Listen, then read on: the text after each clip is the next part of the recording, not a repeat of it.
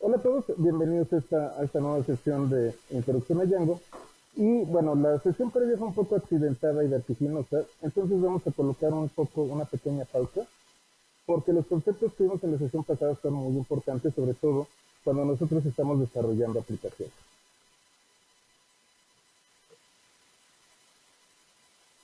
Y bueno, ya tengo preparado MySQL aquí en mi computadora, entonces ya está funcionando como debe de ser. No voy a utilizar la máquina virtual, voy a utilizar la máquina que está utilizando constantemente. El shell de Django, de hecho nada más le voy a poner aquí el shell de Django, me permite a mí trabajar con un shell específico. Vamos a abrir, de hecho este capítulo es muy cortito, y lo que vamos a hacer va a ser todo de manera práctica. Abrimos una terminal, nos vamos al directorio en donde está manas.py,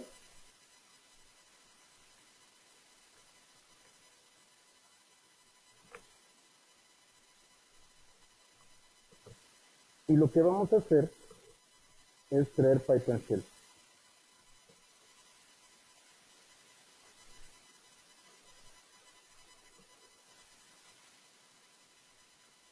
Esto es lo que ustedes van a tener aquí. Si se fijan, dice IPython, significa que tenemos una instancia de IPython aquí que funciona de manera relativamente similar a las notebooks.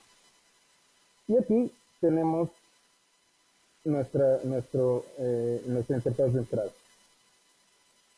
Vamos a hacer algo muy interesante. En la sesión pasada vimos cómo yo me metí y trabajé con el modelo. Vamos a trabajar de manera muy tranquila con respecto a los modelos. Para empezar, voy a importar de API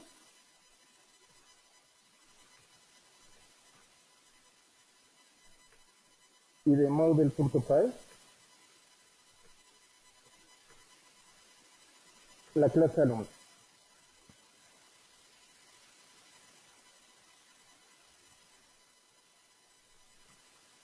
Models, perdón.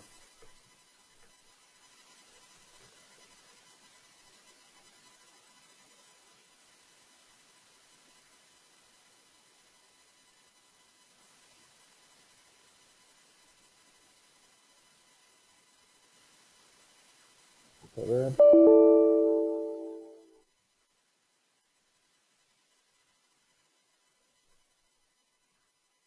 La model. Voy a importar alumno. Ahí está. Si ustedes se fijan, cuando nosotros creamos la aplicación API, creamos también el archivo module que contiene la definición de un alumno. Tenemos una sola clase que es una subclase de modelo. ¿No me escuchan bien?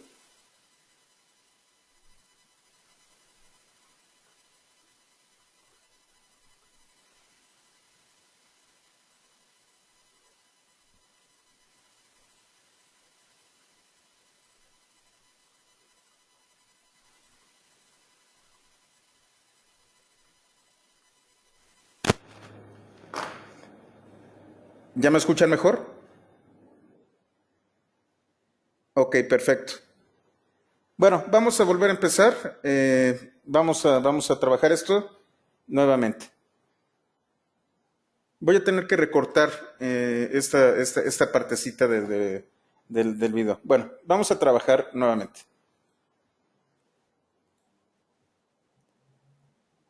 Bueno, en este caso, lo que hicimos fue de API Models importar alumno. Si nosotros nos vamos a tutorial diagonal API, que es donde está nuestra aplicación, tenemos el script models que contiene esta clase, la clase alumno, que es una subclase de model. ¿De dónde viene? DjangoDB.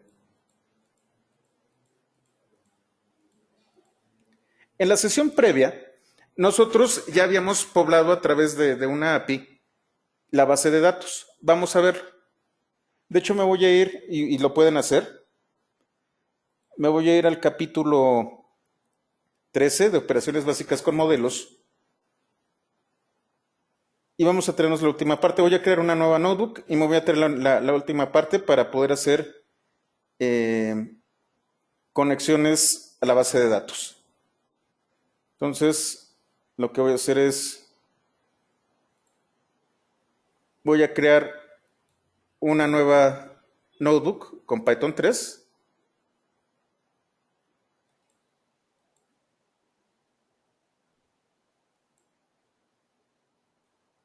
Voy a cargar la extensión de SQL.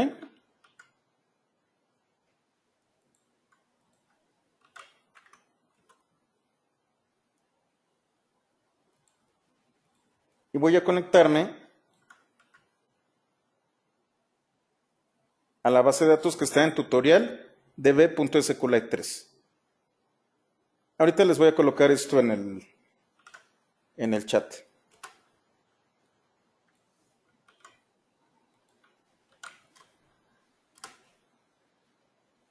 Aquí está. Ahorita me acabo de conectar a la base de datos que está en tutorial db.sqlite3. Tutorial db.sqlite3 y si se fijan es de 147K.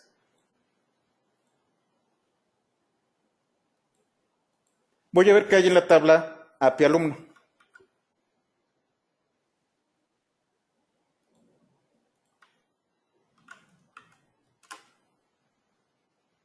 Y entonces lo que tengo son los datos que yo extraje del archivo JSON. Déjenme cerrar ahora sí este de operaciones básicas, no lo voy a estar utilizando.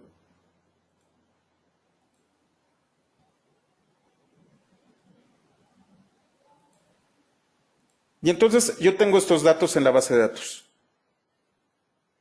Si ustedes recuerdan, tengo un atributo que es número de cuenta, que es un entero. Pedro, bueno, nombre, primer apellido, segundo apellido y carrera, que son cadenas de caracteres. Semestre, que es un número entero. Y promedio, que es un número de tipo flotante. Y por último, tengo al corriente. Yo lo definí como un atributo de tipo booleano. Podría ser true o false. Desafortunadamente, SQLite no maneja el tipo de dato que es booleano, no maneja true o false, maneja únicamente 0 o 1. Esto es lo que contiene la base de datos que pobleé en la sesión pasada. Yo puedo hacer algunas búsquedas utilizando algunos métodos en particular de los objetos. Lo primero que vamos a hacer, para que lo veamos bien, es crear directamente aquí un alumno. Le voy a llamar nuevo alumno igual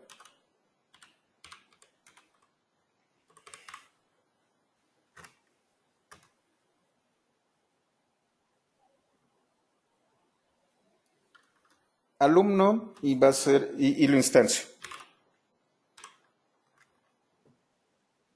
No estoy colocando absolutamente nada aquí.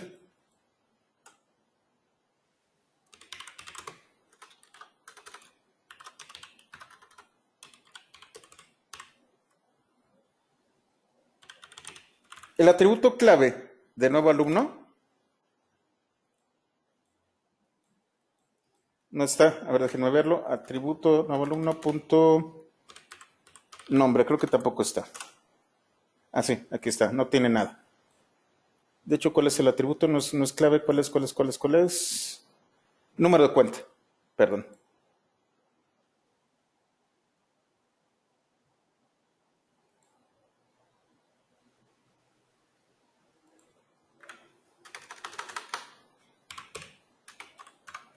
Número de cuenta tampoco contiene nada.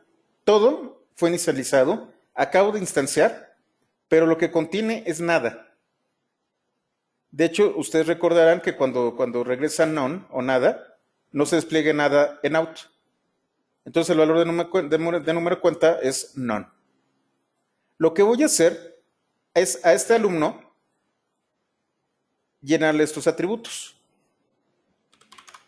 Nuevo alumno punto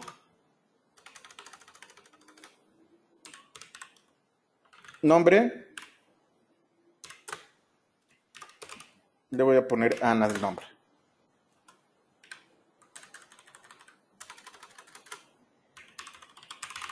Apellido.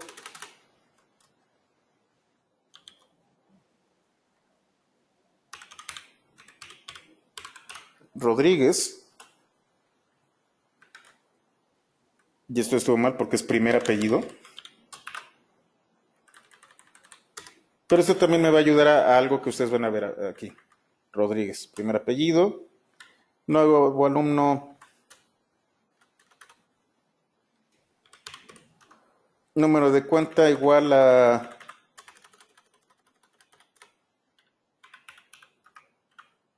este de aquí, 2356.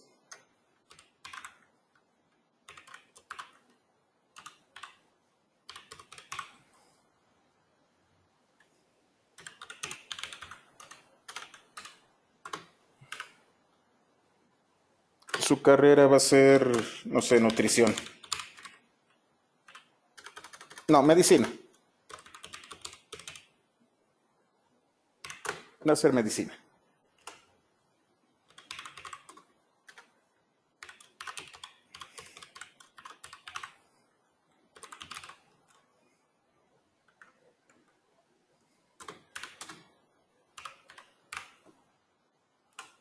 Y entonces ya tengo todas las características de nuevo alumno. Si yo reviso la base de datos, no hay cambios. ¿Qué es lo que está sucediendo? Yo acabo de hacer la instancia, pero esto no se va a guardar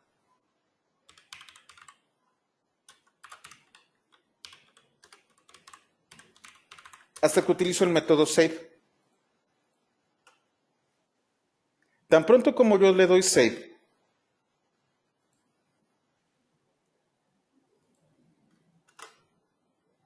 lo que estoy haciendo es mandar los datos de la instancia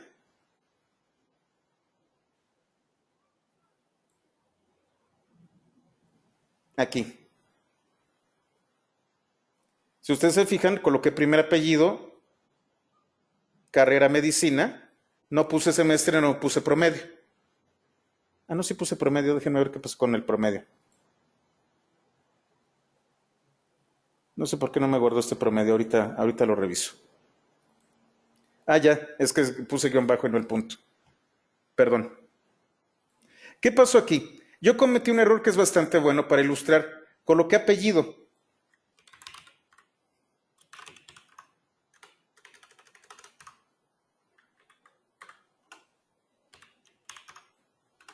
El atributo apellido sí existe nuevo alumno.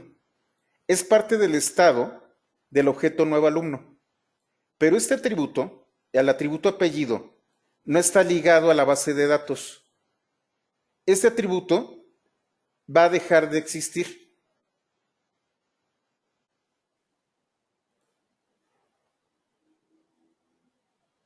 Una vez que yo me salga del shell, lo único que va a estar dentro de la base de datos son los datos a los que yo les di save y que están ligados a la base. Lo que estoy haciendo es serializar el estado de un objeto. Por ejemplo, ahora sí promedio igual a 9.5 y le doy save.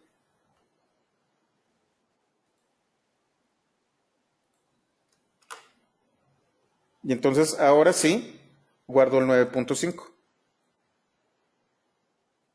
Con save yo puedo serializar el estado.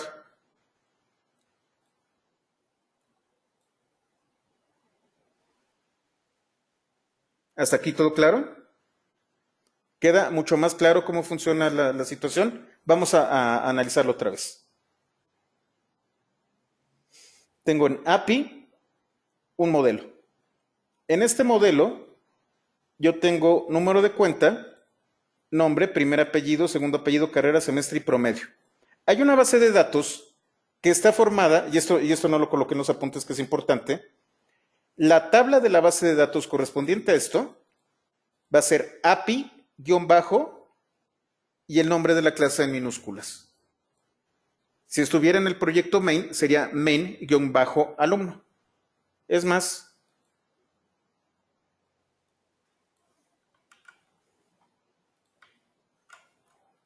nosotros habíamos definido main alumno. Existe la tabla, pero la tabla está vacía.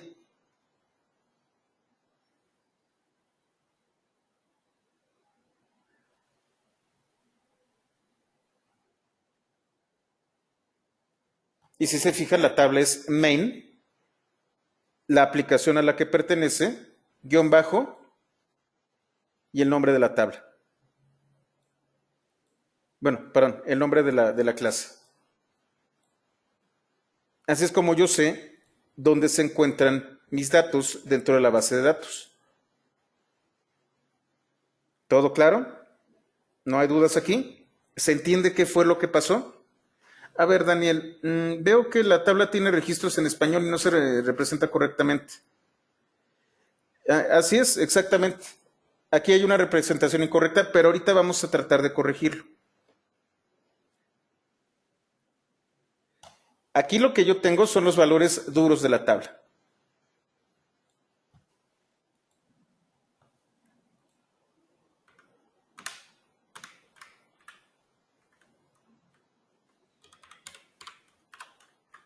Si yo lo saco desde el shell,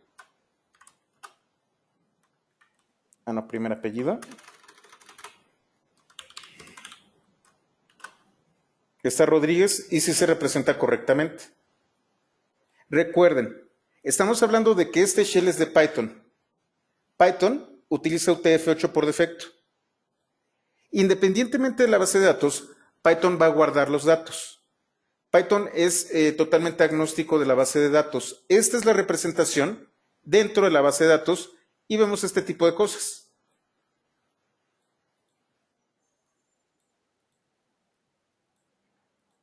¿Qué es lo que está ocurriendo aquí? Ustedes han de recordar que las bases de datos guardan este tipo de cosas como char. Char con una codificación en particular, que es la pregunta que estás haciendo, Daniel. La codificación la está haciendo la base de datos y cuando yo lo traduzco del estado de la base de datos al objeto, lo coloca correctamente. Entonces, sí podemos nosotros definir la codificación en la base de datos, pero al final de cuentas no vamos a acceder a través de queries, sino que vamos a acceder a través de los objetos que tenemos aquí. Aquí viene una parte interesante. Yo les había hablado de lo que se conoce nuevo alumno como un método de clase, perdón, como un atributo de clase. ¿Qué atributo de clase tenemos aquí? Se va a llamar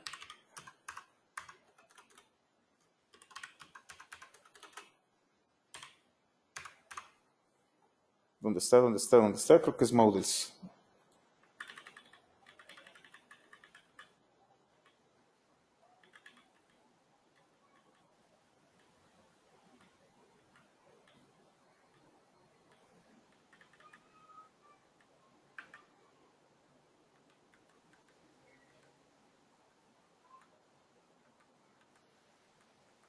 ¿Dónde está? Déjenme ver, permítanme un momento.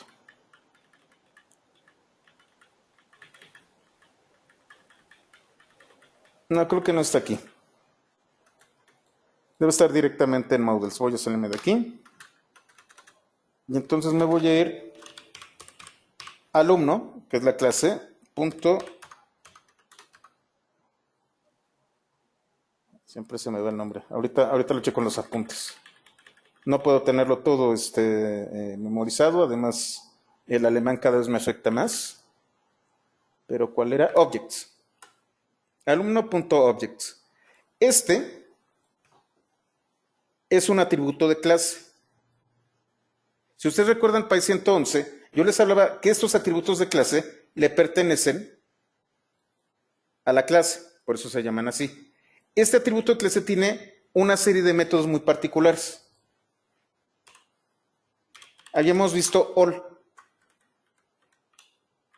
Lo vimos cuando nosotros creamos el endpoint de API diagonal. All me va a regresar el contenido completo de la base de datos. Me va a traer todos los objetos instanciados a partir de alumno. Es mi directorio completo. ¿Qué otros métodos tiene objects? Bulk create, bulk update, que esto es creación masiva o actualización masiva. Esto lo vamos a ver, cada uno de estos lo vamos a ver en el de Django avanzado. Vamos a trabajar mucho con los modelos y mucho con las bases de datos. Create es el que se encarga de hacer la instancia.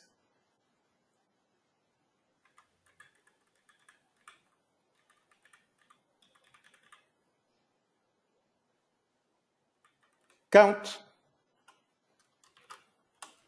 me dice cuántos elementos tengo.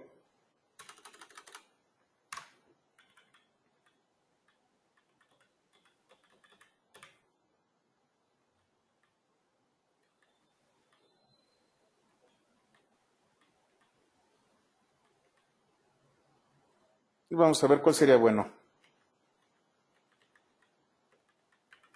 Get.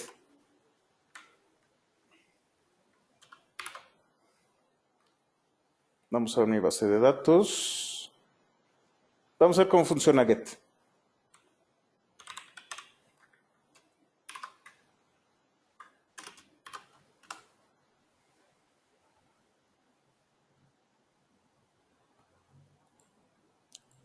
¿Qué dice? El método de Django que permite hacer una consulta y regresar un objeto dado un argumento. Un argumento que tiene que ver con una palabra clave.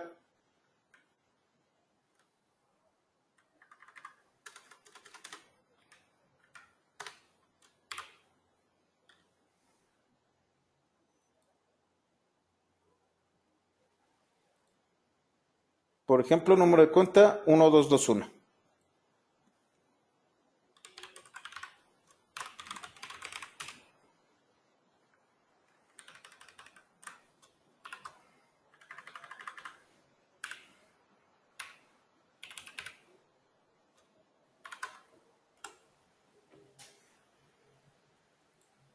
¿Qué pasó aquí? Le estoy diciendo, dame aquel objeto cuyo atributo número de cuenta sea igual a 1221.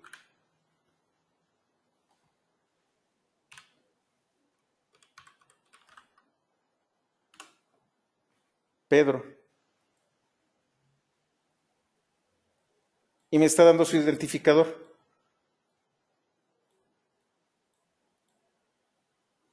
Si yo hubiera dicho que número de cuenta en lugar de ser único era una llave primaria, entonces el identificador sería este de aquí. En este caso, este identificador es un número secuencial por defecto.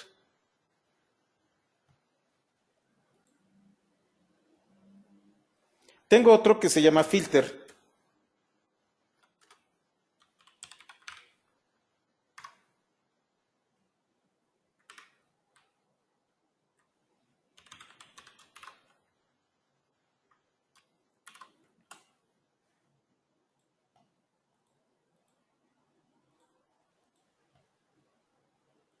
Dice, regresa un query set con los argumentos que tienen un AND en el set siguiente. Vamos a verlo.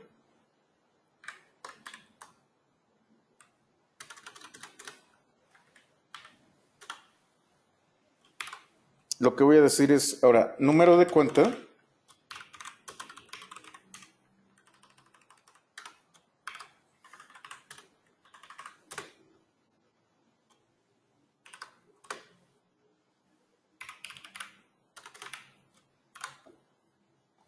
Aquí yo tengo una expresión lógica.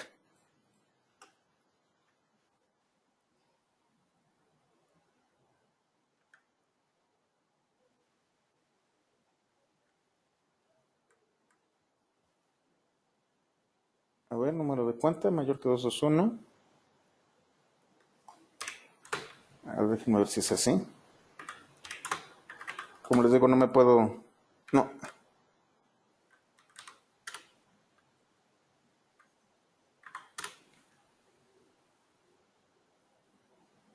Déjenme ver un ejemplo de get. Como les digo, de memoria a veces se me complica. Déjenme, voy a los apuntes.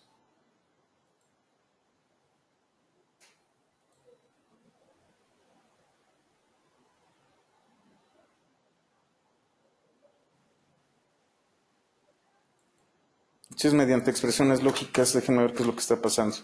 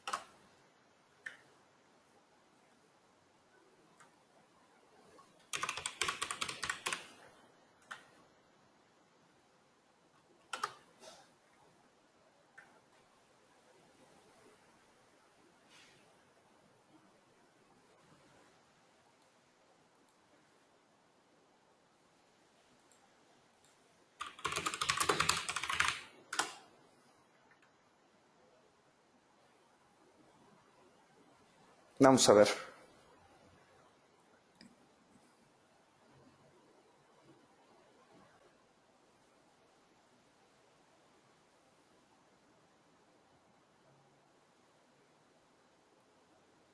Pues sí es algo más o menos como lo que hice, debe de haber algún problema por aquí. Bueno, no creo que es filters. Déjenme checar. Hice algo mal con respecto a filter. Bueno, ahorita lo veo y si no lo vamos a ver en Django avanzado, no se preocupen. Total, tengo varios métodos que puedo utilizar. Estos métodos se aplican a través del atributo de clase objects. Y ahora sí que ya sé que se llama objects.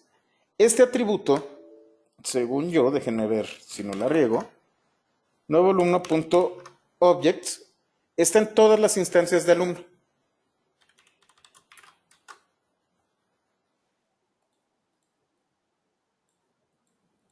No, es solamente a través de la clase.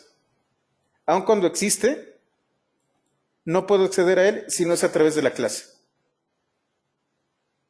Objects solamente puede ser accedido por medio de la clase. Y es el gestor de todos los objetos que fueron creados a partir de la clase alumno.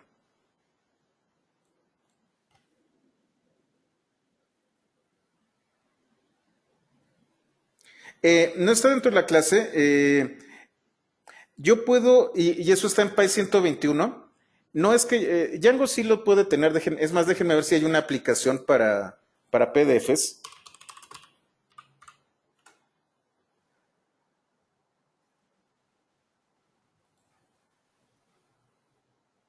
Utilizan ReportLab. ReportLab es una aplicación para crear PDFs. No es propia de Django, es una biblioteca aparte. Cuando nosotros vimos, por ejemplo, en PY 121,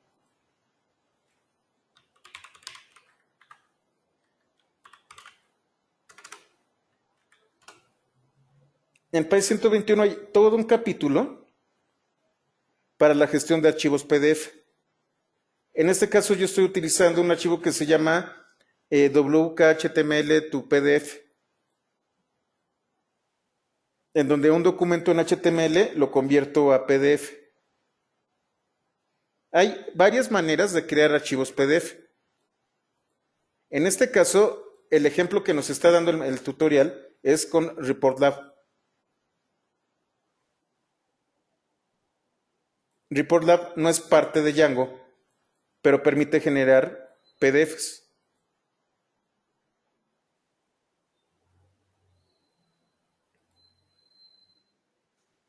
Entonces, esa sería la respuesta a la pregunta. Vamos a estar trabajando mucho en el shell de Django porque vamos a generar algunos elementos a través de los templates. Espero que lleguemos a eso el día de hoy. Ahora, yo quiero deshacerme de Ana. Quiero borrar de la base de datos a Ana. Bueno, Ana es nuevo alumno.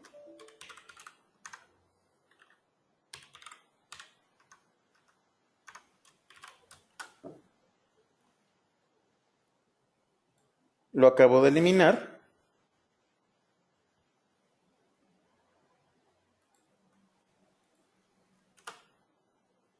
Y lo acabo de sacar de la base de datos.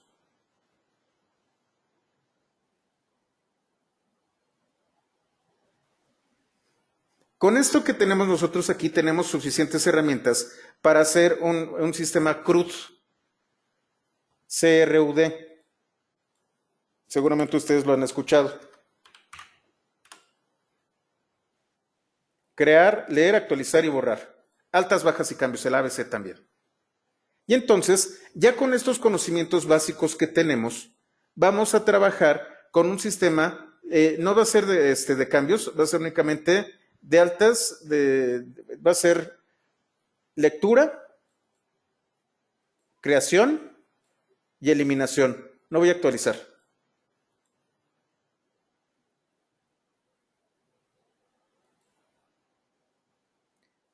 Y antes de que continuemos les hago una advertencia. Aquí estoy utilizando Django puro. Existe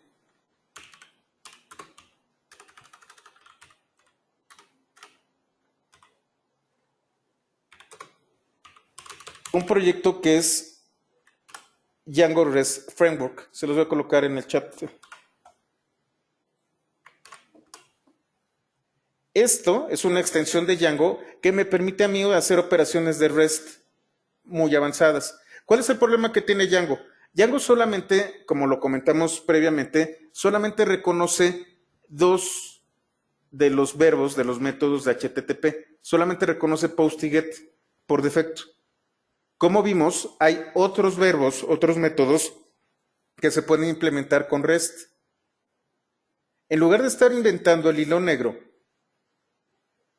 existe este proyecto que ya identifica estos métodos.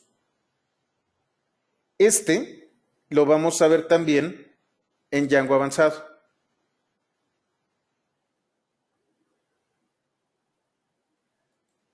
Ahorita lo que vamos a hacer exclusivamente es generar una API que me permita a mí manejar alta de un alumno, baja de un alumno y hacer una búsqueda de un alumno en particular. Entonces, vamos al siguiente capítulo. Hasta aquí no hay ningún tipo de duda, alguna pregunta en particular. ¿Todo bien? ¿Todos estamos bien? Bueno.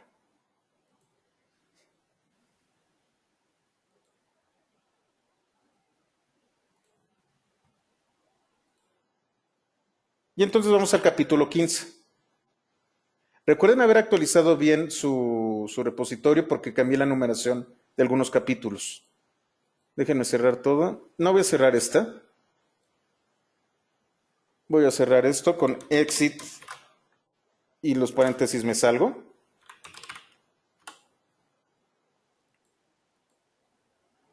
Voy a dejar únicamente esto de aquí.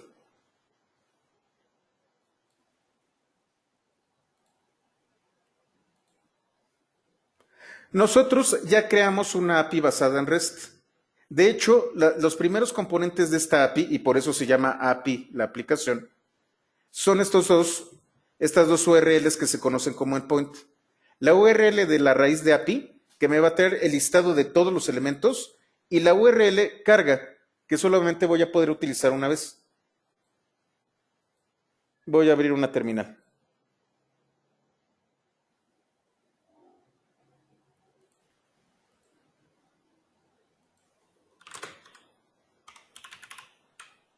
Me voy a tutorial.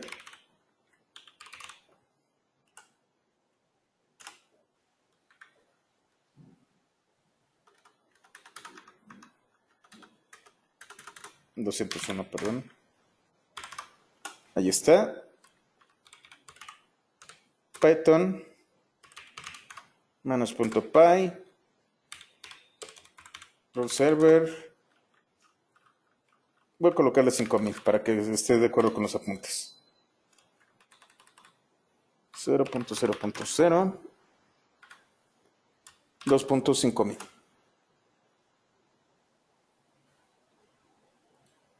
Si ustedes recuerdan, localhost 5000 diagonal API y la diagonal está ligado a una función, la función vista. Esta función vista lo que va a hacer es aplicar, voy a traerlo para que también lo veamos, entonces sería el capítulo,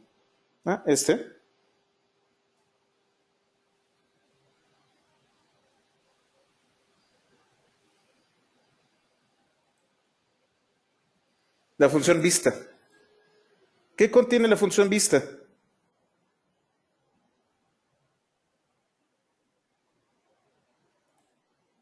Va a regresar en formato de JSON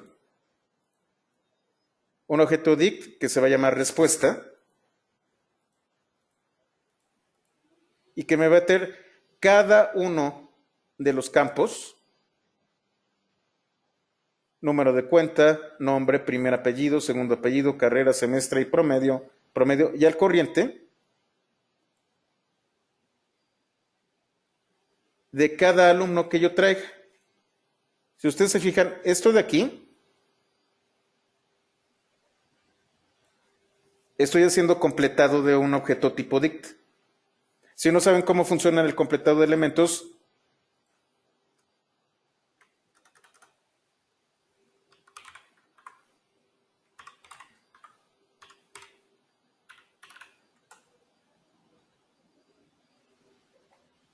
el capítulo 22 les dice cómo funciona el completado de elementos. ¿Qué estoy haciendo?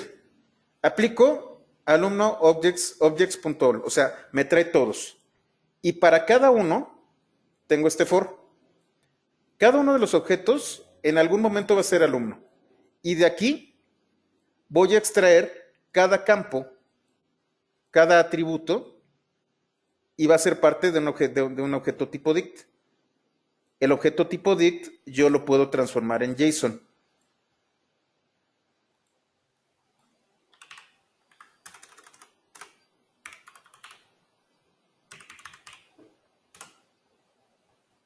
¿Qué ocurrió aquí? Apliqué alumno object_sol y a partir de aquí extraje el estado de cada uno de los objetos en la base de datos. Y aquí viene la respuesta. ¿Quién me hizo la pregunta? Daniel. Me está regresando los datos con este problema de codificación.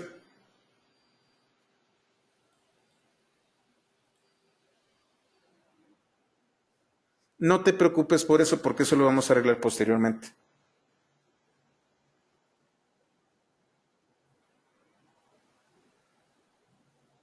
Ya entienden qué es lo que hicimos. Y había otra función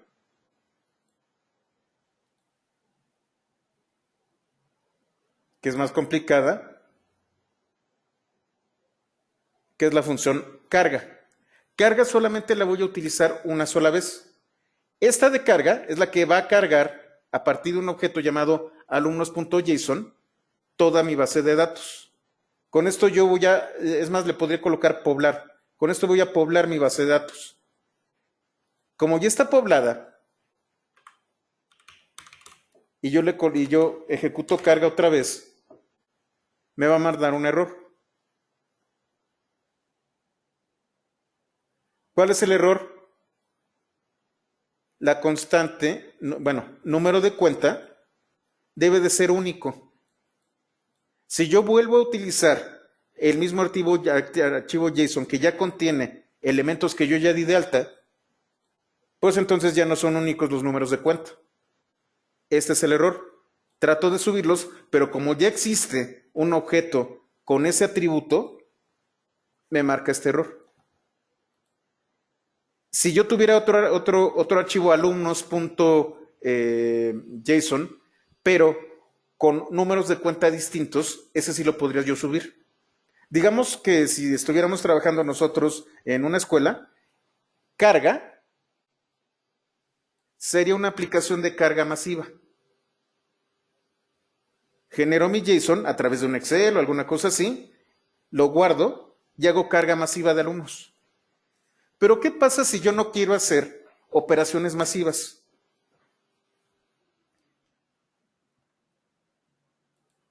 Más o menos es como guarda MongoDB, Francisco. En este caso, yo estoy interpretando lo de la base de datos, lo extraigo y lo envío en formato JSON. MongoDB maneja JSON de forma nativa.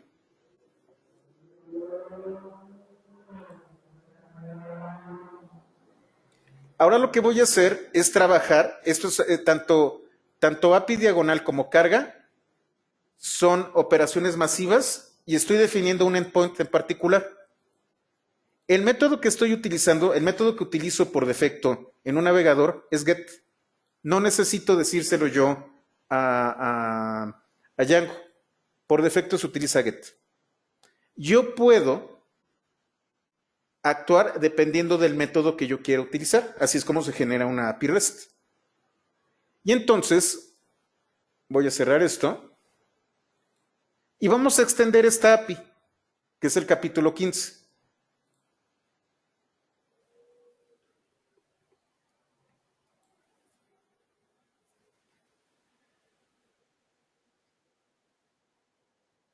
El capítulo 13, este de aquí, no sé por qué estuvo mal hecho esto. Bueno, ahorita lo arreglo.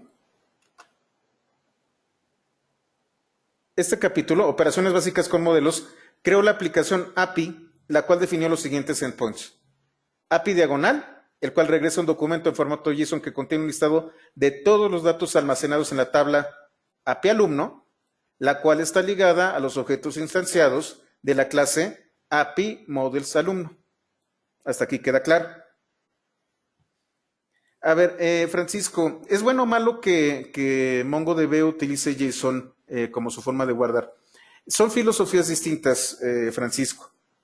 Nosotros tenemos bases de datos estructuradas que utilizan tablas y relaciones entre las tablas. Esas son las bases de datos relacionales. Es un concepto de por ahí de los 70s. IBM lo tomó, empezó a generar toda una estructura de gestores de bases de datos y el modelo de bases de datos relacional es muy poderoso, muy seguro y sobre todo cumple con una serie de atributos. Se les conoce como ACID, el modelo ACID.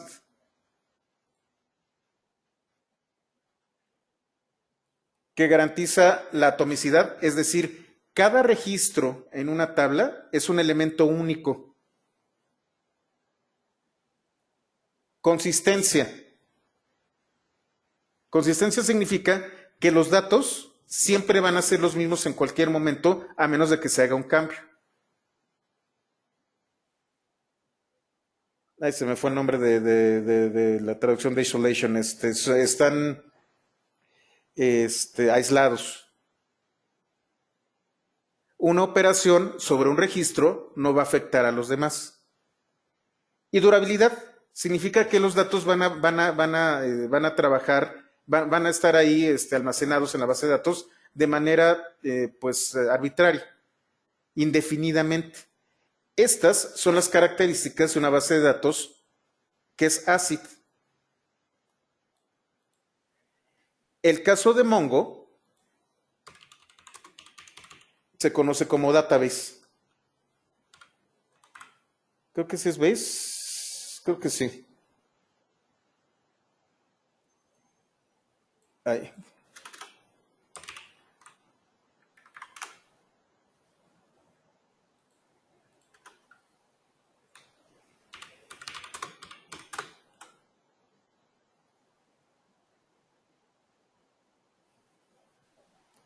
Esta es la filosofía que está detrás de bases de datos como Mongo.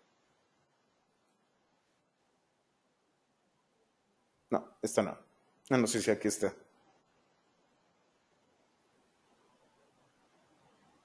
¿Veis? Básicamente, disponible. Estado suave y consistente eventualmente. Eso significa, ¿veis? Las bases de datos relacionales son muy rígidas, son muy estrictas. Se utilizan sobre todo para operaciones financieras.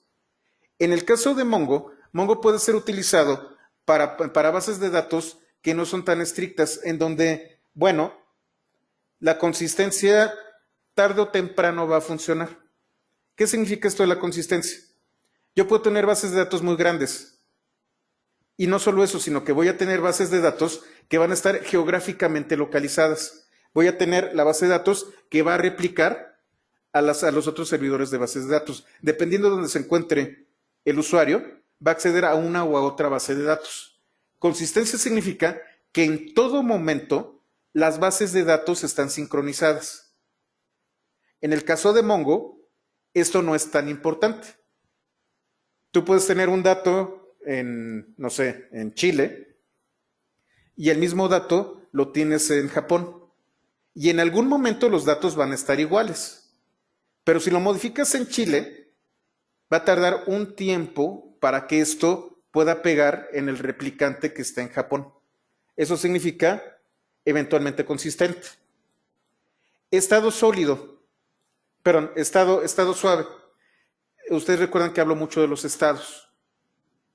Cuando ustedes hacen una transacción en donde les hacen un cobro a la tarjeta de crédito, es muy probable que de repente se cuelgue la conexión o que se vaya la luz o que su celular pierda la señal y entonces la transacción no se realiza.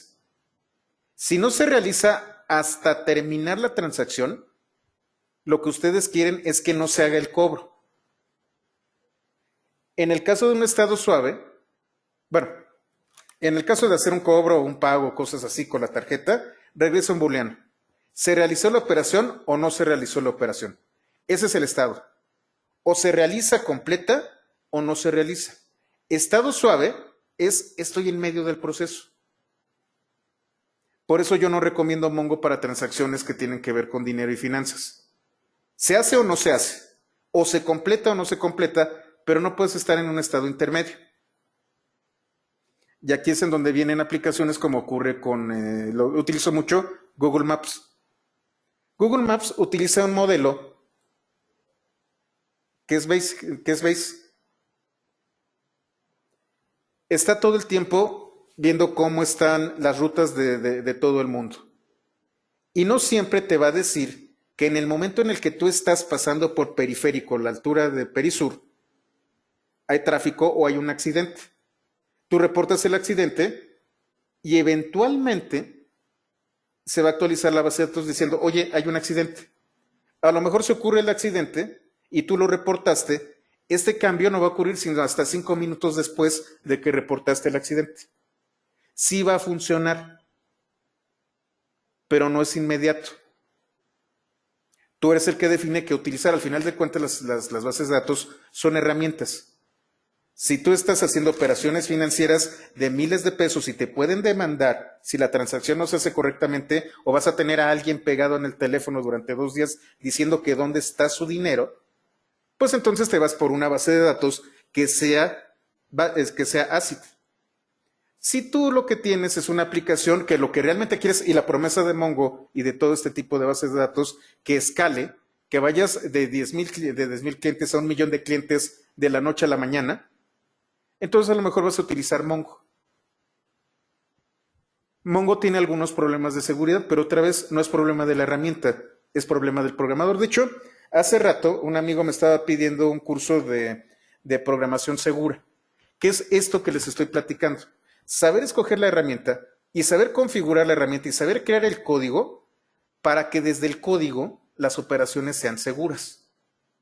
Esa es toda una, pues ahora sí que todo un campo de conocimiento. Es bastante caro este tipo de cursos, porque estamos hablando de que ya nos vamos a las tuercas y rondanas de cómo se hace el software, pero es algo que es un problema muy fuerte cuando desarrollamos nosotros, sobre todo, aplicaciones financieras. Entonces, Mongo es bueno, Mongo puede funcionar, pero tu responsabilidad como programador es saber cómo funciona Mongo y saber cómo asegurar a Mongo. Y sobre todo saber cuándo utilizarlo. Entonces, bueno, esa es la respuesta larga a la pregunta que me hiciste. Sí, hay alguien tengo un amigo que está en eso. De hecho si ven mi cuenta de Facebook, ya me respondieron 2 o 3. Uno de ellos es experto de seguridad para el SAT y el otro está muy metido en tema de desarrollo de aplicaciones financieras para banca. Ahí están y ahí pueden ver sus datos. De hecho, Francisco, de eso se trata esto. Por eso son las sesiones en vivo, para darles este tipo de explicaciones independientemente de los apuntes. Entonces, bueno, vamos a continuar. Esto es lo que hicimos en el capítulo 13. En este capítulo, en el capítulo 15, yo lo que voy a hacer es generar un endpoint, pero un endpoint al que yo le puedo dar una clave. Recuerden ustedes que yo puedo extraer de la URL algo. Lo que voy a hacer es un endpoint en donde voy a ingresar una clave. La clave tiene que ser un número de 4 dígitos. Y lo que voy a hacer es, a esta clave de 4 dígitos, le voy a dar algunas funciones que van a ejecutarse dependiendo del método. Si utilizo el método get, el servidor va a regresar un documento JSON con el estado del objeto instanciado de API Models alumno, cuyo atributo no es clave.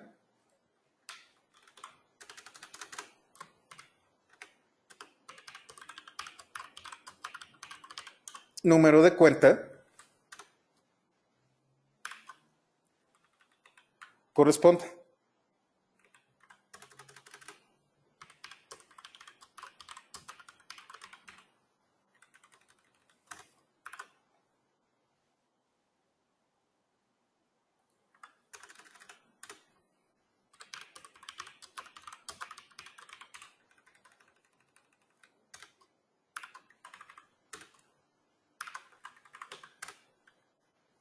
Entonces, ¿qué estoy haciendo aquí?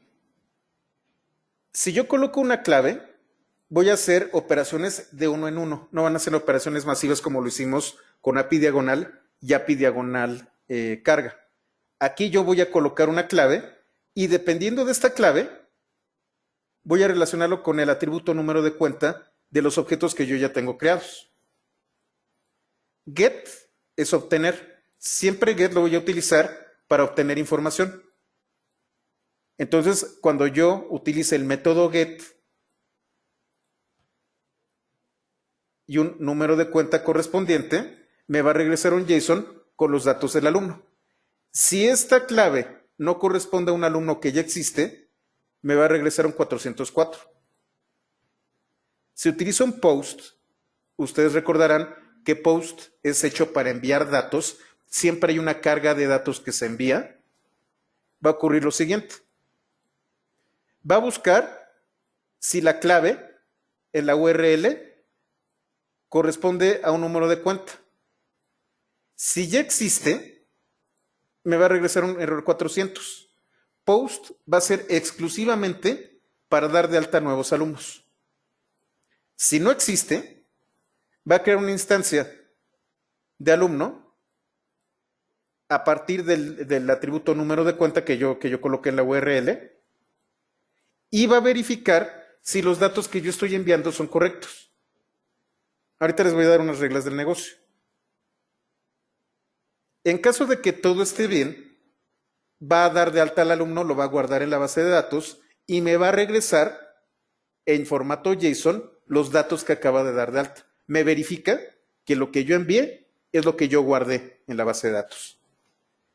Y luego tengo el método delete. Este método no está implementado por defecto con Django.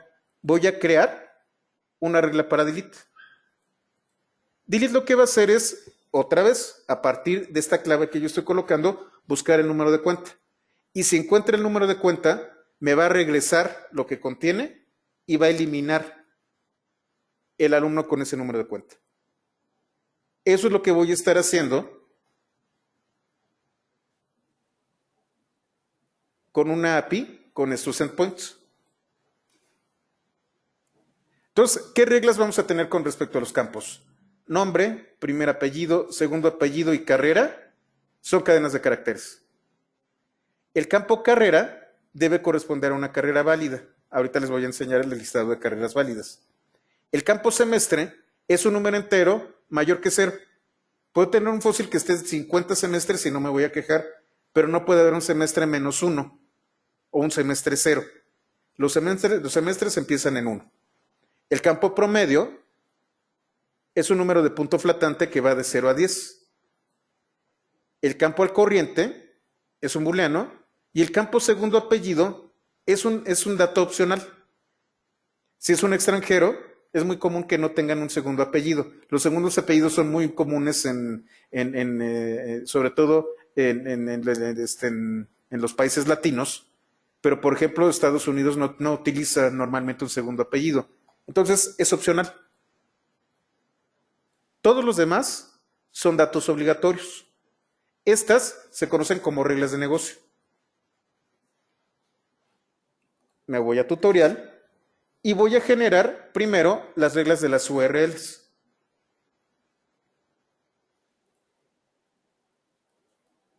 Tengo el de vista y tengo el de carga. Y ahora voy a utilizar una expresión regular. Es la expresión regular que vimos previamente. Una expresión regular de 4 dígitos que va a guardar estos 4 dígitos en clave y los va a enviar junto con response, después de response, como argumento para la función clave. Pero fíjense qué interesante. Estoy definiendo otro módulo llamado endpoint views. Yo puedo tener tantos archivos de funciones de vista como yo quiera. Puedo tener también tantos archivos de URLs como yo quiera, siempre y cuando los defina bien. Endpoint Views, es otro archivo. ¿Por qué otro archivo? Pues porque va a ser demasiado complejo o complicado tener absolutamente todas las funciones en un solo archivo. Con esto diferencio Views y Endpoint Views. Podría tenerlo en el mismo archivo Views, pero no quiero generar demasiado código. Quiero tener de manera modular mis funciones. Endpoint Views y la función clave son las que van a recibir la petición y la clave que yo estoy dando en la URL. Voy a copiarla. Verifico que efectivamente esté la regla. Efectivamente aquí está. Y ahora voy a entrar al archivo Endpoint Views. Para empezar, voy a importar los modelos. Y si ustedes recuerdan, hablé de CSRF. Ese es el que me permite obtener información sin necesidad de que sea un formulario hecho por Django. Recuerden que Django utiliza seguridad. Si yo no coloco esto, me va a marcar un error de que alguien está tratando de enviarme datos falsificados. ¿Y qué voy a traerme? Voy a traerme JSON Response, el error 404 y bad request, que es el error 400.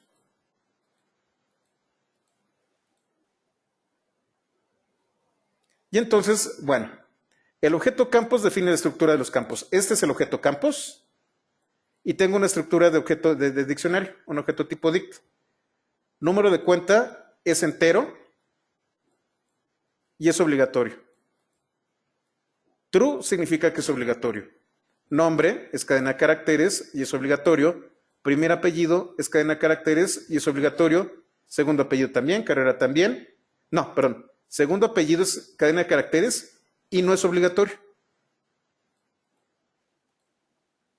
Carrera es cadena de caracteres y es obligatorio. Semestre es entero y es obligatorio. Promedio es de punto flotante y es obligatorio. Y el corriente es booleano y es obligatorio. Con esto, yo estoy definiendo los tipos de datos. Aun cuando Python es un lenguaje de tipado dinámico, yo puedo restringir el tipo de dato que estoy recibiendo, pero lo tengo que programar. Luego tengo el objeto carreras, en donde tengo las carreras válidas. Sistemas, Derecho, Actuaría, Arquitectura y Administración. Estas son las únicas carreras que yo voy a aceptar. Y estructura base es un objeto de tipo set. Set es conjunto. Donde estamos, si no conocen conjuntos,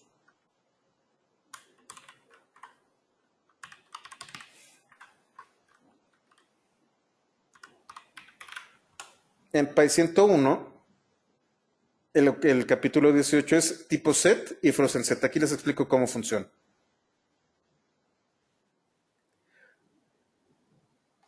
Los tipos set son... ahí déjenme, ordeno mis ideas, se me acaba de ir. Ya. Los objetos tipo set son colecciones de datos únicas que pueden utilizar métodos que tienen que ver con teoría de conjuntos. Ahorita les voy a enseñar por qué estoy utilizando este tipo set. Entonces, a partir de campos, lo que voy a tomar es campos y lo único que voy a tomar son las claves. Número de cuenta, nombre, primer apellido, segundo apellido. Esto no me interesa. Voy a tomar exclusivamente esto. Número de cuenta, nombre, primer apellido, segundo apellido, carrera, semestre, promedio y el corriente.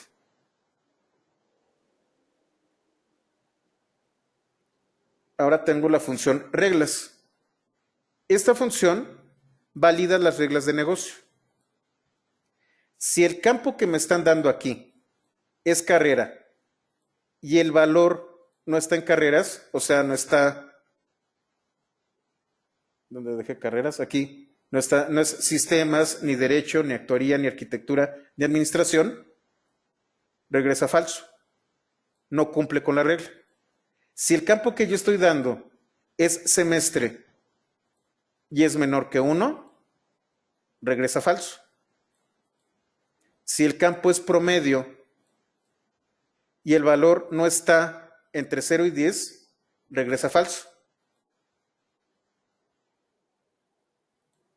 Si el campo está en nombre y primer apellido y es una cadena de caracteres vacía, regresa falso. ¿Por qué? Porque nombre y primer apellido son obligatorios. Debo de colocar algo. Si no coloco algo, regreso falso.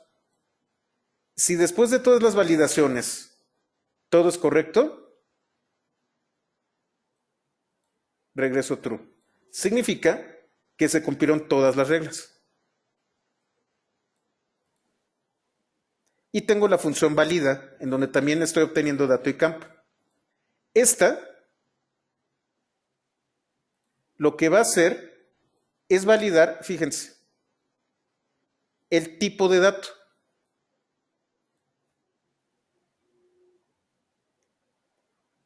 Si la clave campo que estoy dando aquí corresponde a número de cuenta, nombre, primer apellido, etcétera, etcétera, tomo el primer valor, que es int, str, str, str, str, int, float y bool. Entonces, si yo estoy validando el campo nombre, tipo va a ser str. Y aquí valido si se trata de un tipo de dato válido. Esto de aquí me permite validar si estoy metiendo una cadena de caracteres o un entero o un punto flotante o un booleano. Este código se encarga de validar el tipo de dato. Y además aplico las reglas. Llamo a la función reglas y aquí está. Entonces, si es el tipo correcto y tiene las reglas correctas, entonces lo dejo salir. Aquí regresa true. Si no, no está validado, regresa false. Estas dos funciones me permiten validar el tipo y las reglas de negocio. ¿Hasta aquí todo claro? ¿Todo está bien?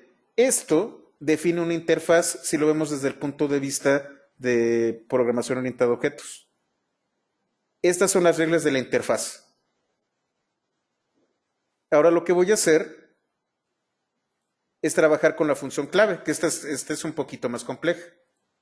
Como yo les decía, clave va a recibir la petición y la clave de la URL.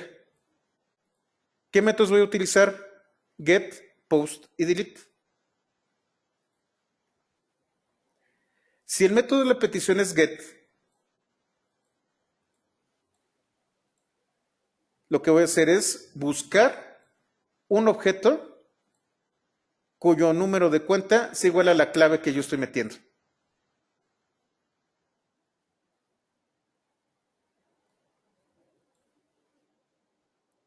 Si existe, lo voy a regresar en formato JSON.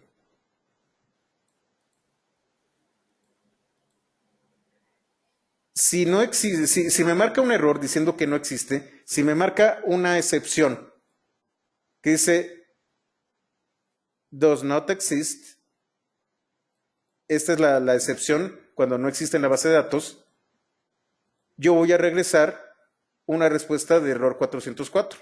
HTTP response not found.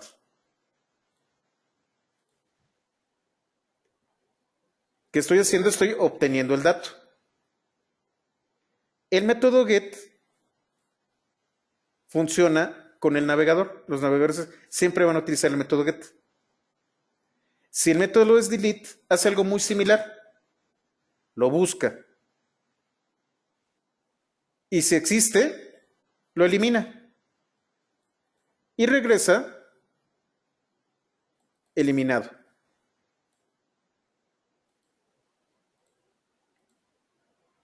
Si no existe, me regresa un error 404. Estos dos son muy sencillos, simplemente hacen consultas y en caso de que exista lo elimina y en caso de que exista, en el caso de get, lo va a regresar. Post es el que es más complicado. Post es el que me va a permitir a mí alimentar la base de datos. Entonces debo de tener cuidado. No voy a meter cualquier cosa que me mande el cliente. Por eso tuve que validar. Y entonces, si el método es post, bueno, para empezar, voy a buscar al alumno. Aquí es al revés. Si el alumno existe, mando un error 404. No hay excepción. No se genera ninguna excepción. Al contrario, me dice sí existe. Ah, pues ¿sabes qué? Si sí existe, significa que yo no puedo añadirlo. Porque solamente voy a crear objetos nuevos con post.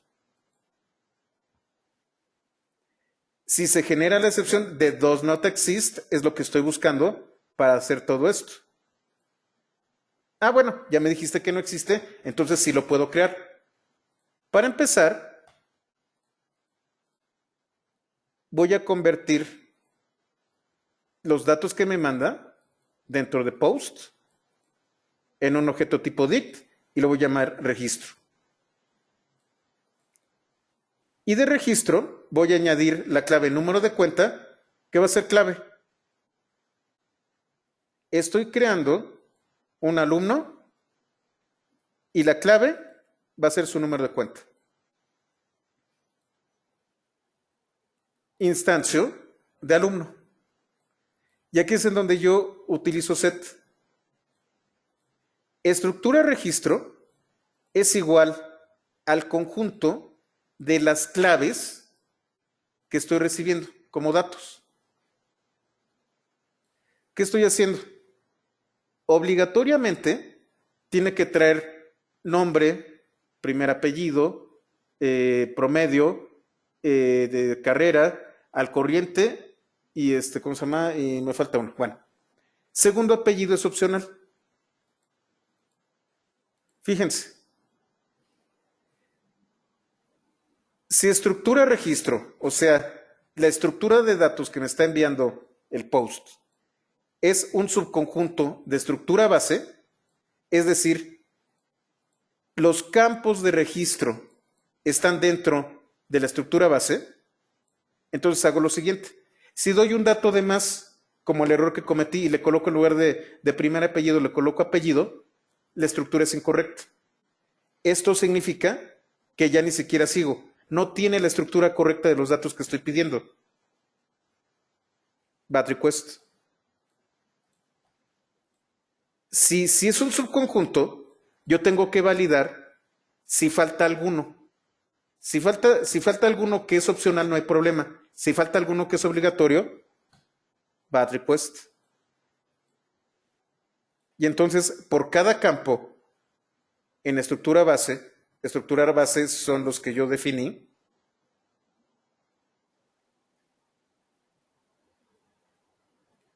Esta es estructura base. Voy a validar de uno en uno.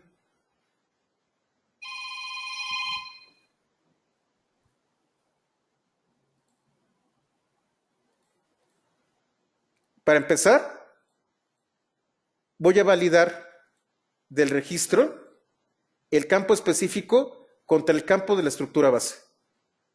Entonces me voy nombre y entonces en registro busco el nombre y lo valido.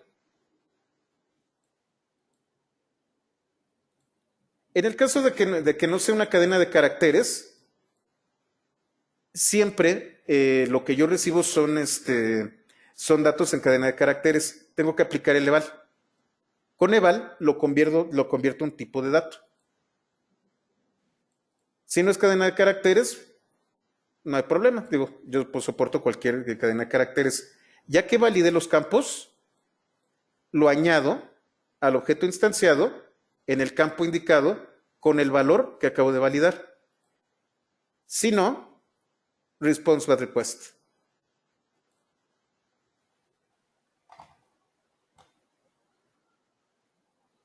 Esto es el meollo del asunto. Aquí, esto que tengo yo hasta acá, me valida el tipo de dato y las reglas de negocio.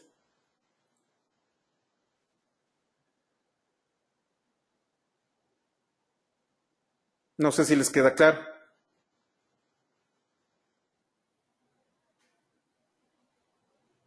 Es código muy simple, pero de mucha complejidad en el concepto. Y si todo sale bien, lo guardo.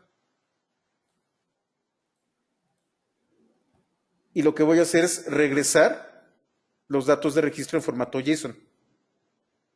Cualquier cosa que no sea válida es response bad request. ¿Todo bien hasta aquí? ¿No se perdieron demasiado?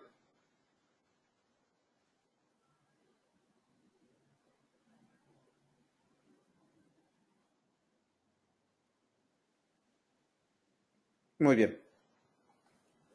Este archivo lo vamos a guardar. Lo vamos a copiar en API endpointviews.py. Vamos a verificar. Creo que sí está bien. Y desde la terminal voy a... ¿Qué pasó aquí? Ah, no, esta es otra cosa. Voy a iniciar mi servidor.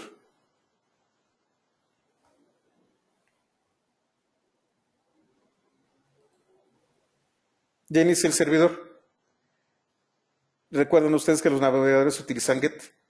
Si yo utilizo HTTP localhost 5000, diagonal API, diagonal 1221, me va a regresar los datos del alumno con la cuenta 1221. Si yo coloco un número de cuenta que no funciona, 404.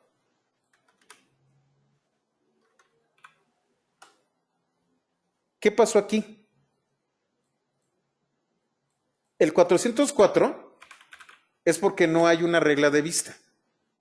Pero aquí estoy colocando una clave de 4 dígitos y aparece esto. Esto yo no lo puedo ver desde el navegador, pero sí lo puedo ver desde un cliente. Esto es únicamente get. De esta manera, solamente puedo utilizar el método get. Pero tenemos otros métodos. Y es ahí en donde tenemos, voy a cerrar esto, el capítulo 16.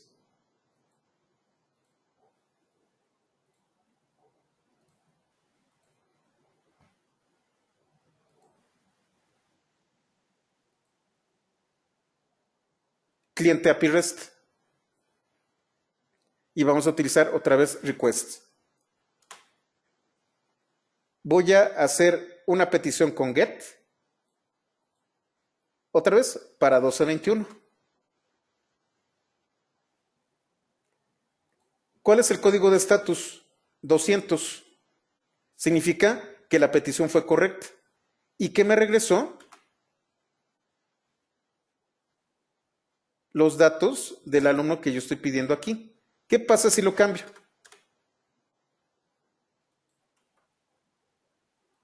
Voy a tener un 404. ¿Qué pasa si es correcto? Si es una clave válida para la regla de URL, pero no existe el alumno en la base de datos. Me da un 404, pero además voy a añadirlo. Ah, no, nada más me da un 404. Eso está ahorita el 400 es el interesante.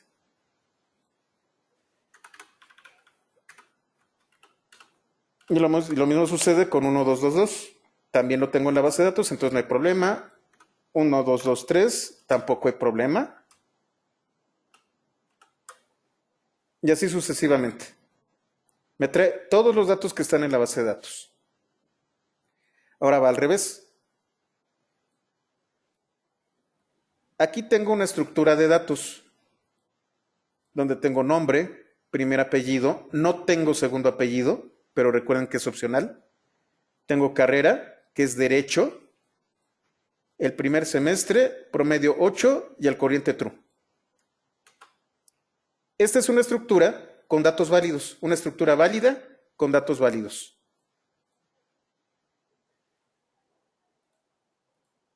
Aquí voy a utilizar post.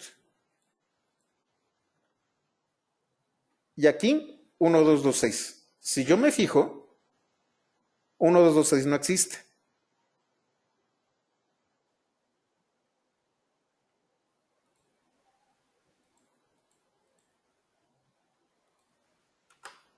Lo acabo de enviar. Estado 200 y la respuesta es que dio de alta a Ramiro. Y efectivamente, acaba de dar de alta a Ramiro. Si ustedes se fijan, el identificador es 6, no 5. Porque el identificador 5 era único y era para un elemento que yo ya eliminé.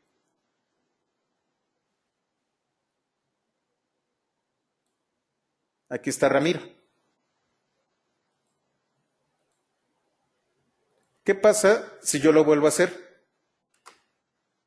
No, pues Ramiro yo ya lo di de alta. Mi status code es 400. No puedes hacer un post repitiendo datos. ¿Qué pasa si tengo uno nuevo, pero semestre es -1?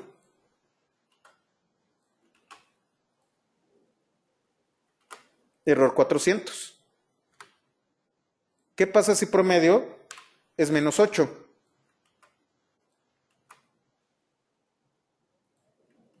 Error 400. ¿Qué pasa si olvido el primer apellido?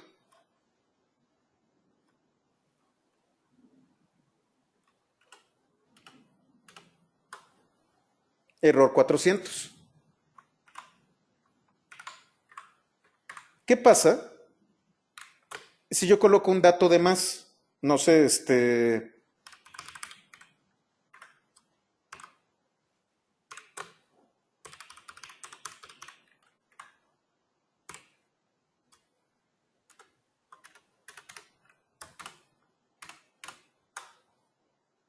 Error 400. No es una estructura correcta.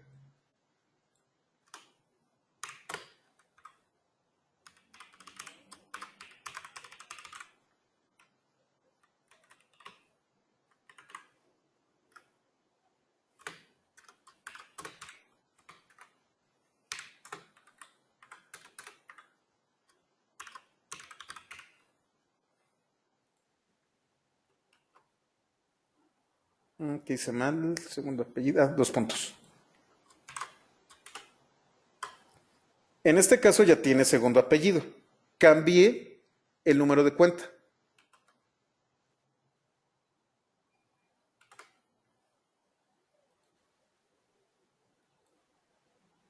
Acá. Tengo Ramiro Salas Pérez con los mismos datos.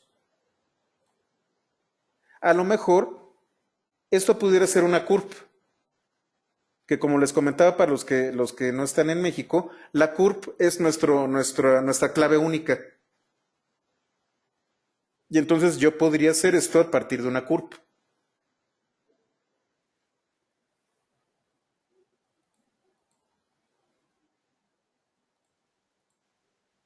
Y ahora voy a utilizar delete. Tan pronto como yo le doy delete, va a buscar en la base de datos, lo va a encontrar y lo va a eliminar al 12225.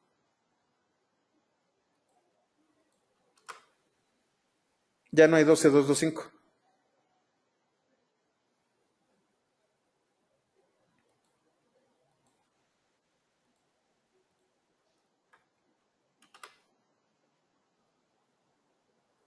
¿Por qué es 404? Creo que hice algo mal por aquí. Y no llegó. Algo se me lo vamos a ver con el 12224. Es 200 y que me regresó estado eliminado. Creo que le di 2 veces. Fue el problema. Así es como yo hago una API REST. Este es el desarrollo que se está haciendo actualmente. Generan una API donde tienen ustedes endpoints y utilizan los métodos que les estoy enseñando y entonces obtienen información. ¿Qué va a ocurrir? En el front, en el navegador, ustedes van a tener un framework como puede ser Vue o como puede ser Angular o como lo puede ser React. Y desde el navegador, ustedes van a consumir las APIs. Eso es lo que estamos haciendo de manera moderna. Es ahí en donde rompemos con MVC.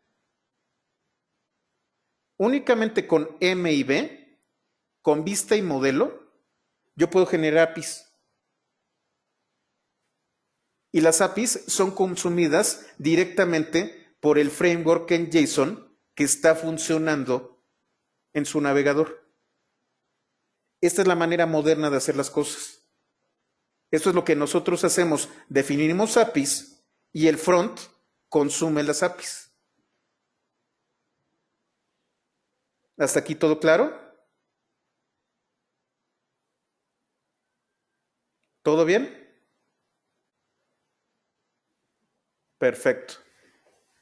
¿No quedó demasiado confuso el código?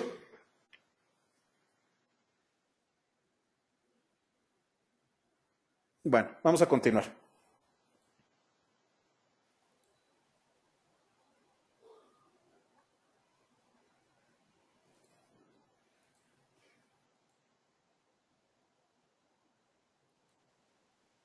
Vamos al capítulo 17.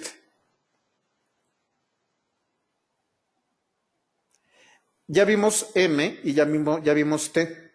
Con M y B, en este momento, ustedes ya pueden trabajar una API bastante buena, ya pueden hacer código, y aquí viene la parte de T.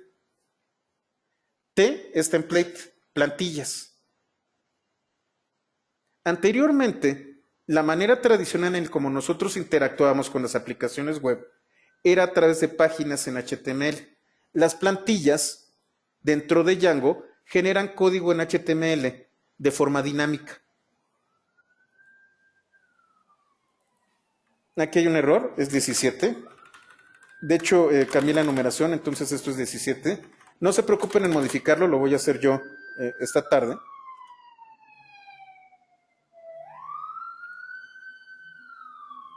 Las plantillas son código HTML que tiene caracteres especiales.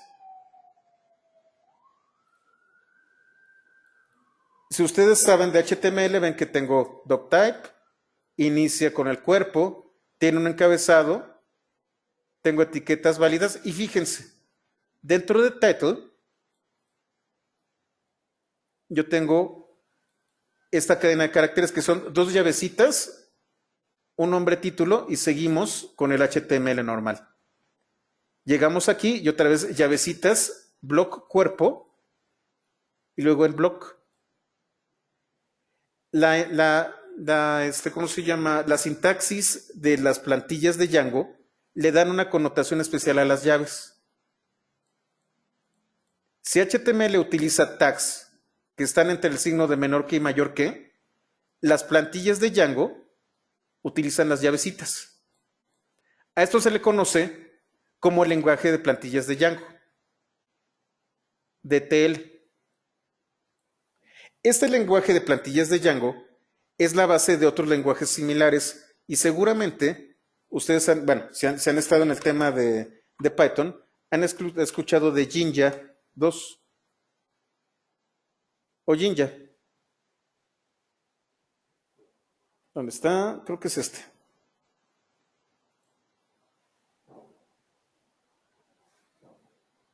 Si se fijan, tiene una estructura similar.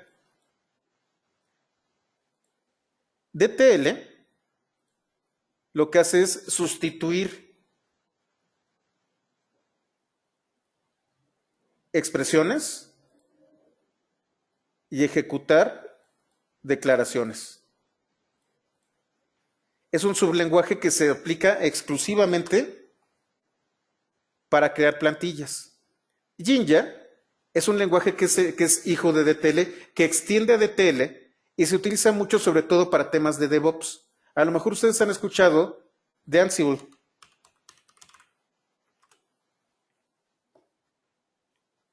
Ansible es un sistema de automatización de configuración para DevOps. Ansible utiliza también un sistema de plantillas que puede ser automatizado utilizando Jinja. También, si ustedes trabajan con Flask, Jinja es lo que Flask utiliza para sus propias plantillas. Pero el papá de todos estos esfuerzos es DTL. DTL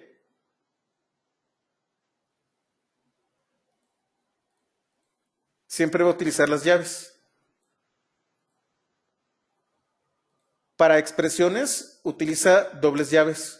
Aquí yo voy a tener una expresión muy al estilo de Python. Voy a tener un nombre y voy a tener una expresión que puede ser con algún operador en particular o puedo utilizar, también maneja objetos, puede utilizar algún objeto o algún método del nombre que yo tenga aquí. Además de las expresiones, yo puedo tener declaraciones. A diferencia de Python, las declaraciones tienen una definición de entrada y una de término, de inicio y una de término. Puedo tener declaraciones de una sola, que se cierran automáticamente, o declaraciones que van a encerrar texto y código. En el caso de este lenguaje, la indentación no tiene ningún significado sintáctico. Si ustedes quieren ver la referencia de DTL, está aquí. Vamos a ver. Tengo un curso de Ansible puro, pero ese va a ser hasta el próximo año, Francisco. De todas formas, voy a dar el curso de DevOps en 3 semanas. Voy a darles una pequeña introducción a Ansible en 3 semanas. Y ustedes, los que están aquí, también tienen descuento. Si ya son clientes, pues les hago el descuento. El curso de DevOps, que es dentro de 3 semanas y que está basado en Django, va a costarles a ustedes 300 pesos de manera totalmente... hasta el último día de la inscripción, del registro, les salen 300 pesos. Ahorita está, creo que en 400 o 450 y va a subir a 650 en un par de días. Les paso la liga de una vez, si les interesa. Y sí, va a haber uno de Ansible.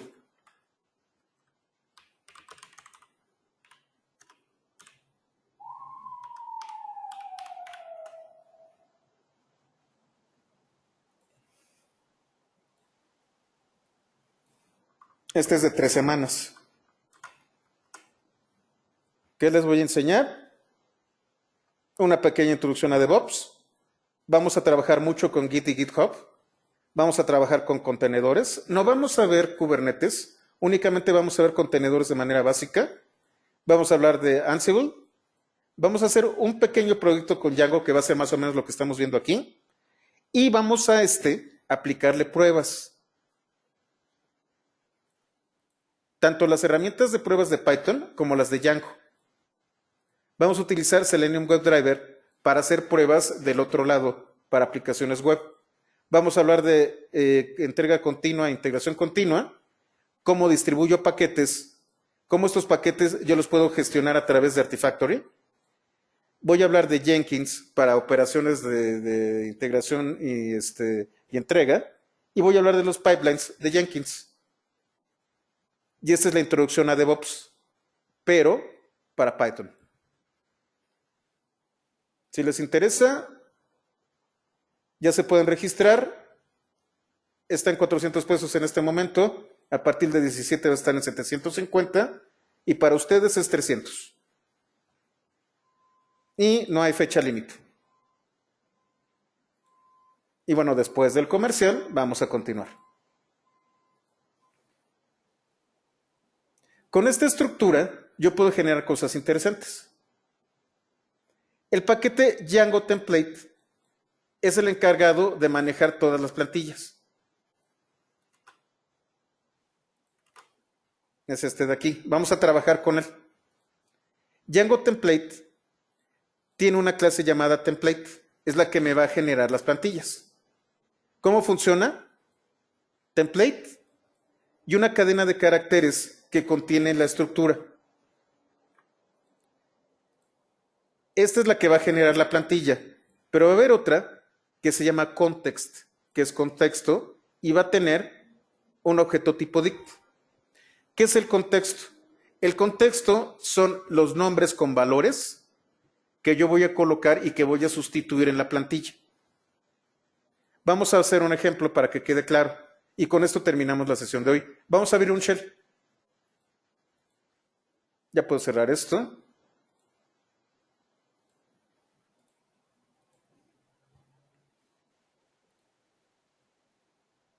Ya cierro también mi servidor. Y aquí en el shell, manage.py shell. Con control L limpio la pantalla. ¿Qué voy a hacer? Voy a importar de Django Template la clase Template y la clase Context.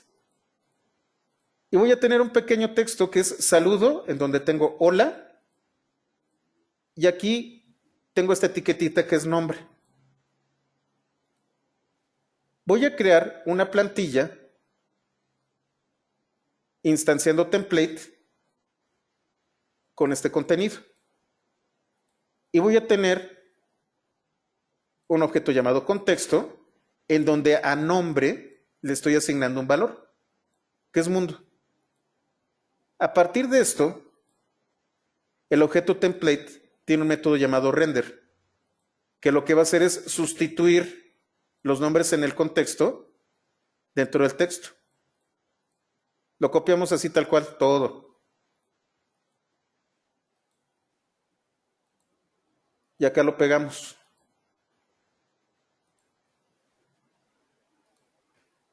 Otra vez, importo las clases template y context, creo lo que es el texto de la plantilla con la sintaxis, instancio la plantilla utilizando la estructura que definí, creo un contexto en donde defino el nombre, que va a estar ligado a la cadena de caracteres mundo. Y le doy enter. ¿Qué fue lo que hice? Hola mundo.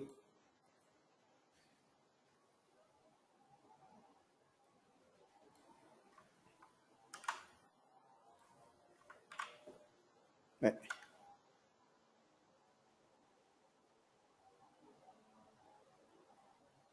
¿Y qué pasa si yo cambio el contexto?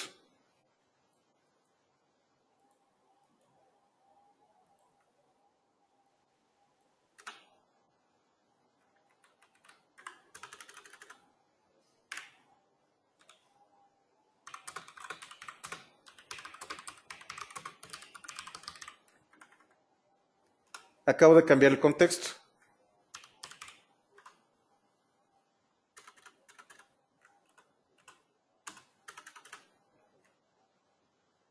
Creo que dejé un espacio. Ah, me faltó el... Ahí está. Y entonces tengo la plantilla y otra vez aplico el render.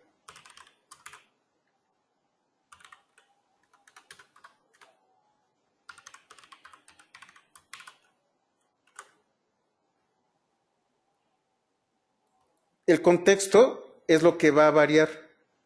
La plantilla es donde yo voy a aplicar todo esto que va a variar. Por eso se llama plantilla. Genero un formato estándar, los famosos machotes, y lo que voy a hacer es sustituir. Es muy parecido al format que vimos en Python puro. Es más, si se acuerdan el format, también utiliza las llavecitas. Lo que puedo hacer aquí, además de sustituir valores, es generar expresiones. Por ejemplo, voy a cambiar ahora la plantilla. Perdón. Sí, cambio la plantilla.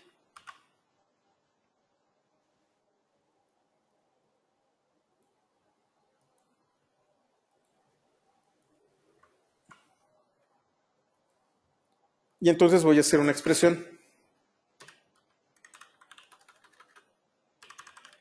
Todos sabemos, y si no, váyanse a Py 101, que las cadenas de caracteres tienen el método upper que convierte todo en mayúsculas.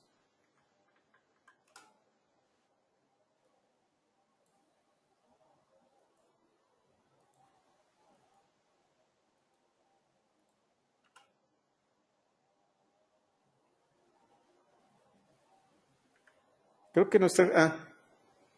este es uno de los problemas que tiene ¿cómo se llama? Que tiene ¿cómo se llama? El lenguaje de Django. Esto es válido, perdonen ustedes, esta expresión es válida, pero en Jinja, no aquí. No puedo hacer este tipo de expresiones. No puedo ejecutar los métodos, tiene que ser únicamente el valor. Disculpen, como les digo, son tantos lenguajes y tantas cosas que a veces me confundo. Esto no me lo permite. Si yo estuviera utilizando Jinja, esto sí me lo permitiría.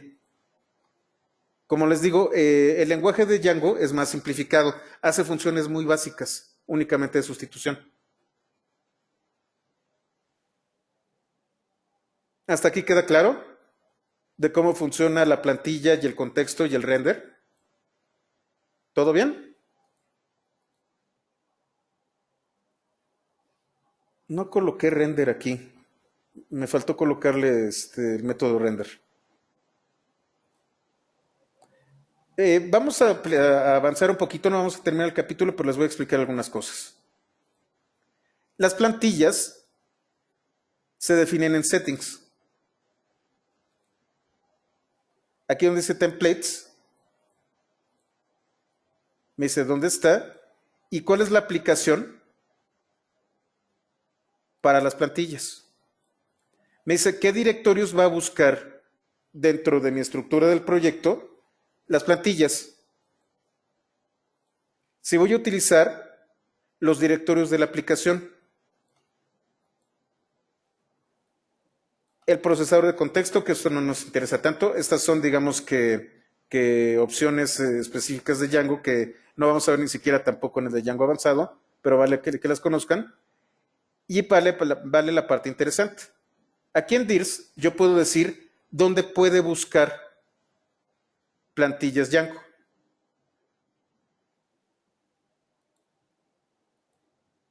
En este caso, el archivo 17settings.py define que va a haber un directorio que es basedir. Esta variable es el directorio base. Del directorio base, busca el directorio templates. Voy a copiarlo.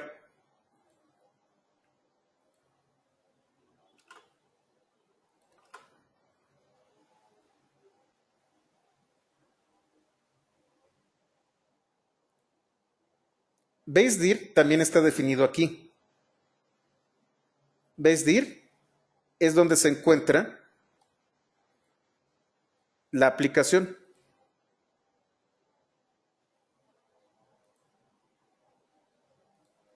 Basedir, en el caso de mi máquina, en donde yo me encuentro, está en C2 puntos, users, hostage, Dropbox, documentos P201, tutorial. ¿Dónde va a quedar settings? En C2 puntos, users, hostage, Dropbox, documentos P201, diagonal, tutorial, diagonal, templates.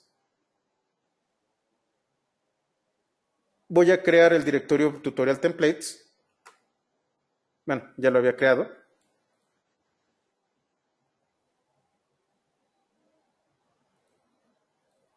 Y yo tengo esta función, template loader get template.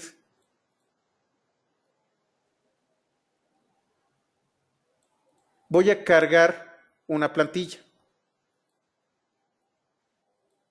Select template me permite a mí definir varias plantillas y la primera que encuentre es la que va a utilizar. Y luego tengo la función render to string, que lo que va a hacer es tomar el archivo de plantilla y si yo tengo un contexto, lo va a utilizar, que es un objeto tipo dict. Vamos a ver un ejemplo. Tengo el archivo ejemplo.html que contiene esto de aquí.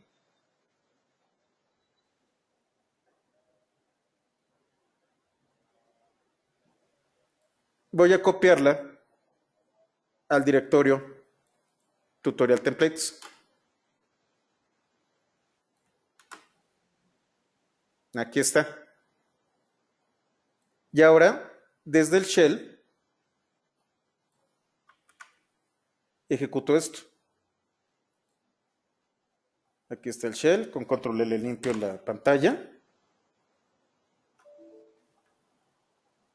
Y pego. Voy a traer de Django Template Loader, tráeme render to string. Voy a tener un contexto que es título, que va a ser página de prueba, y nombre, que va a ser extraño. Recordemos el template.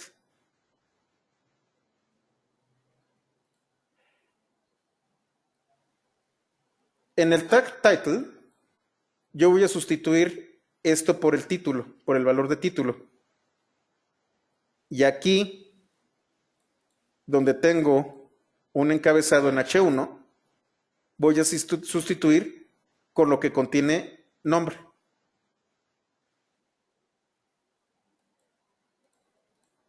Entonces, título es página de prueba y nombre es extraño. Voy a imprimir a partir de la plantilla que está en ejemplo. No necesito decirle dónde. Ya está en el entorno definido dónde está el template. Solo le coloco el nombre y lo ligo al contexto. ¡Ay! Me dice que no existe. Es que no recargué el entorno. A ver si ahora sí. Ahí está. ¿Por qué me marcó el error? Porque yo ya tenía abierto el shell antes de reconfigurar el archivo settings. Se quedó con la configuración previa. Tengo que salirme y volver a entrar para que vuelva a cargar la configuración. Y ahora sí. Tomó el template y sustituyó a partir del contexto. Así es como funcionan las plantillas dentro de Django.